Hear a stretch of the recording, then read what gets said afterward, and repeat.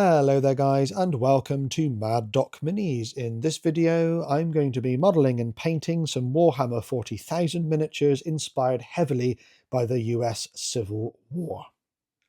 To kick things off, I started by painting up some Union-inspired infantry. Now, the interesting thing is these ones are not converted. These are regular Acadian troops. They are all wearing peaked caps, so I had to save up enough of those heads to make this work. Luckily, I'm only doing two small opposing forces for this project, so that wasn't too hard. I'm really letting the paint job and the colours do the heavy lifting. And I think it's really interesting how far the choice of colours can take you in terms of telling your army's story. These guys look completely different from Cadians, but they are Cadians essentially. Do you know what I mean? And that's kind of what I do with my Praetorians. Yes, in that case, I tend to swap out their heads so they have pith helmets, but the rest of them, regular old Cadians. It's just the choice of colours.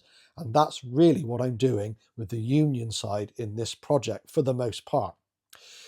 So I went for traditional colours. I went for navy blue on top for the tunics and the armour. I didn't differentiate the armour because I wanted to keep the paint job simple, just to make it easier for me really. And I went for a light blue on the trousers. Everything else was painted in muted colours, the webbing and the equipment browns, and the boots and the weapons were blacks. I did pick out a couple of small details with some gold, including the cap badge and the belt buckle, and that really sells the idea of a Union soldier.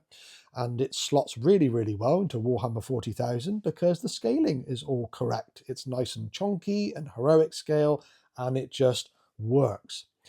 Now, for the Confederate forces, the Confederate infantry, I had to go down a slightly different road. I wanted them to look different. I wanted the Union side to look like regular Imperial Guardsmen because in my little universe where this war is taking place, that's exactly what they are.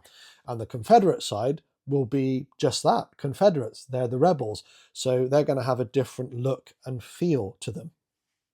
I haven't fleshed out any of the ideas for this conflict in my own little universe. All I know is that it is a planetary civil war. It has nothing to do with chaos. It has nothing to do with Xenos. This is two opposing human sides on a single planet who differ in their idea of how to interpret the Imperium. So they're both loyal to the Imperium. It's not against the Imperium, but they're interpreting it differently. I thought that was a really interesting scenario because we don't normally hear a lot about that. It's all against the Imperium or with it. But in this case, it's nothing to do with that. It's just a civil war on a single planet. And I just like that idea, and hence why I've used the US Civil War as a little bit of inspiration here to create these two forces. If you've got any ideas for the story, put it down in the comments, guys. Let me know because I'd be really interested to hear what your thoughts are. For the Confederate infantry, I had to get a little bit more inventive, and I used these Perry Miniatures US Civil War Confederate sprues to do that. The arms and the weapons are next to useless. They're too dainty. The bodies and the hats are pretty good. They do have quite small feet, which is a little bit annoying, but the overall scaling is kind of acceptable for Warhammer 40,000. They're the right height. So what I did is just trimmed off the bottom of the base here to smooth it out and stuck that directly on a Warhammer base because I'm using quite thick basing materials and that's all going to get hidden in the end. I used Krieg style arms and weapons here to differentiate them from the Union troops because they just look a little bit more primitive, these weapons, and I think that's appropriate for the Confederates in this scenario. You can see here that there's definitely a little bit of a difference in scaling. They're a bit more dainty in comparison to Acadian body, but it's within acceptable limits for me personally. It was really fun gluing on the little hats. I wanted there to be a bit of variety in the colours and uniforms of these guys because I wanted them to look a little bit more ragtag, if you know what I mean. I solidified them in the Warhammer 40,000 universe by adding grenades and pouches and things that just look like 40k on their backs and around their waists and things like that, and that helped to bring them into the correct universe. Of course, this one had to have a bayonet as well. After I undercoated them, I kept the paint style quite simple with these. I won't walk you through every single step, but of course I went for greys primarily as my base, and then just picked out everything else in various colours. So I used a lot of browns and leather colours. I mixed it up a little bit. I didn't go for a uniform approach here because I didn't want them to have that look. As I said before, I want them to look ragtag, kind of like farm labourers or workers that have been pressed into service. That's the kind of look that I want here. And I did stain some of the brown clothes with various brown and tan shades to give that kind of butternut colour to some of the uniforms. And a lot of them have different coloured trousers and tops, and there's just a lot more variety in how I painted these up. So I used mostly contrast paints, but you can see here I'm using some flat regular paints for some of the hats, and virtually all the skin on both sides was done using Guilliman flesh. So, you know, it's quite simple painting, guys. It's not going to win any awards, but I really wanted to keep some momentum with this project because I was enjoying it and I didn't really want to affect that. A little bit of a comparison with one of the Union soldiers shows that actually these guys end up being pretty much the right height and a decent representation for this scale. They're not perfect, but it works okay for me. Next up, I was thinking about some cavalry.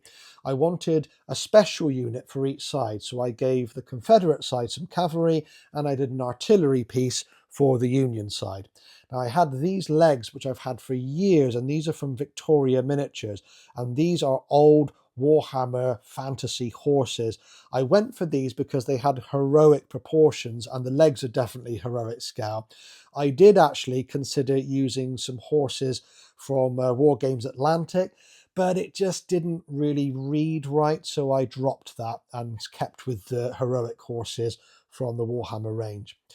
Now I used some heroic scale torsos that I had from Victoria Miniatures as well, and they're meant for each other, so they glue together fine. I used some bare Warhammer heads from various sources, and these are the sabres from the Krieg cavalry kit. Now, for the most part, they're complete, but one of them isn't complete. You just get the wrist and the hand attached. So I had to improvise. And I wanted to show you this because there's only one of these in the box where I had to improvise, but the other ones, of course, are easy because they're pre-made up. I just chopped an arm down and stuck the gauntlet in place, and then we've got a lovely pose where he's bringing the sabre across his body. One of my favourite miniatures, actually. It's funny how these things work out well sometimes.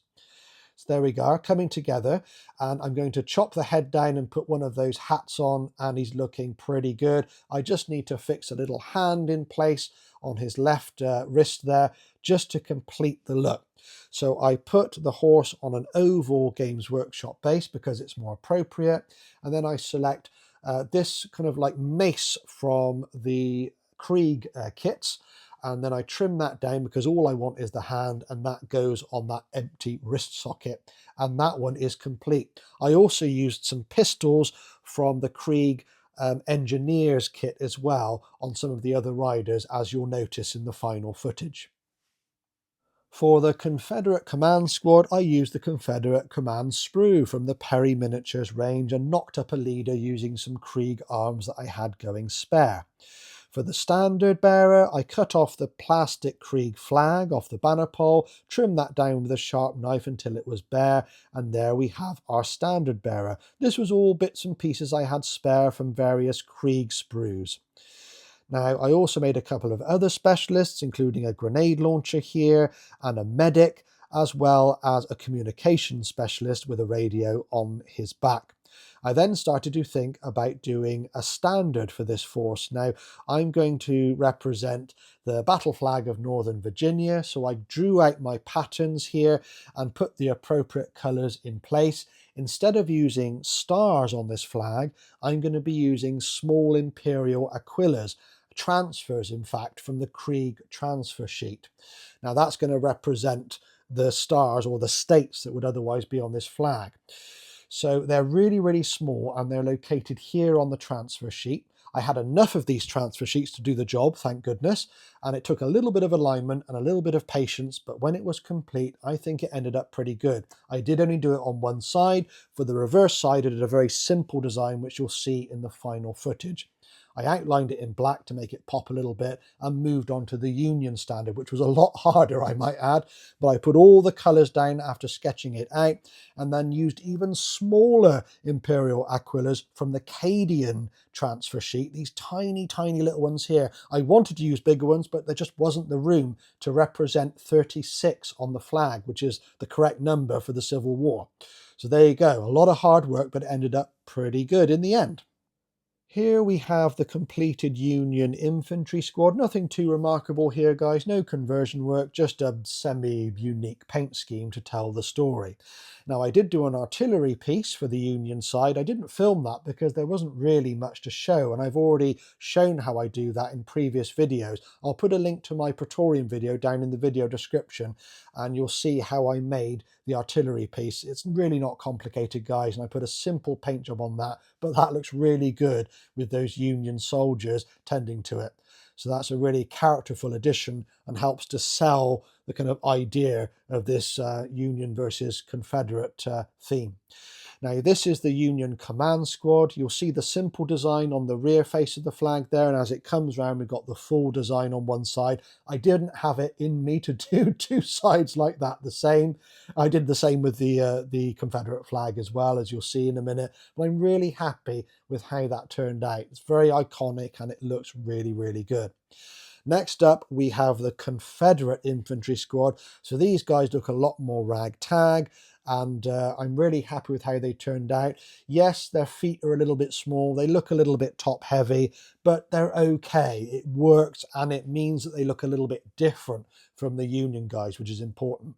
Here we have the cavalry, 5 of these. I'm really happy with how these turned out. The nice thing is I didn't have to sacrifice too much in order to create them, because those sabres are just a secondary choice for the Krieg cavalry that I already have. So I haven't stopped myself building my other kit, if you know what I mean. Now for the command squad here, we can see that the same thing is true. I've just done a simple design on the back of the flag there, and as it turns around, you'll see the full design on one side. Really, really happy. If you've enjoyed the content, guys, please do consider liking and sharing, and if you are not already subscribed, do consider giving us a sub.